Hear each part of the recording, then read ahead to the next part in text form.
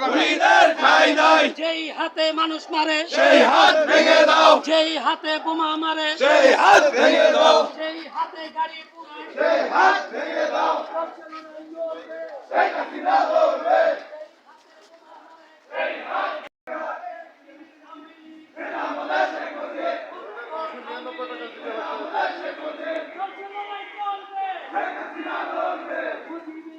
জয় বাংলা।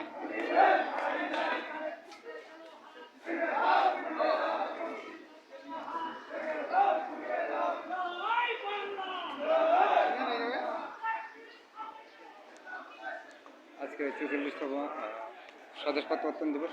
১৯৮১ সালে এই দিনে প্রধানমন্ত্রী শেখ হাসিনা আমাদের মাঝে এসেছেন এবং দেশকে এগিয়ে নিয়ে যাচ্ছেন, দেশ ও জাতি কল্যাণের কাজ করছেন।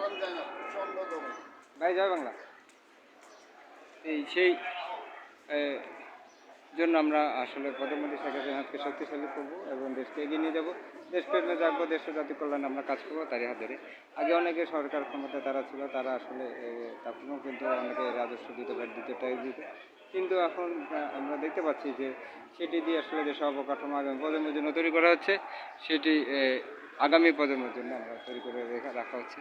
তাহলে বোঝা যাচ্ছে যে দেশপ্রেমে আমাদের প্রধানমন্ত্রী শেখ হাসিনা, ওনার হাতকে শক্তিশালী করতে হবে, ওনাকে ভালোবাসতে হবে, দেশপ্রেমে রাখতে হবে, দেশ ও জাতি কল্যাণে আমরা কাজ করবো, প্রচার প্রকাশনার সাথেই থাকবে। দেশপ্রেমে বাংলাদেশ। লাইক, সাবস্ক্রাইব এবং শেয়ার করার জন্য ভিডিওটি সবাইকে ধন্যবাদ।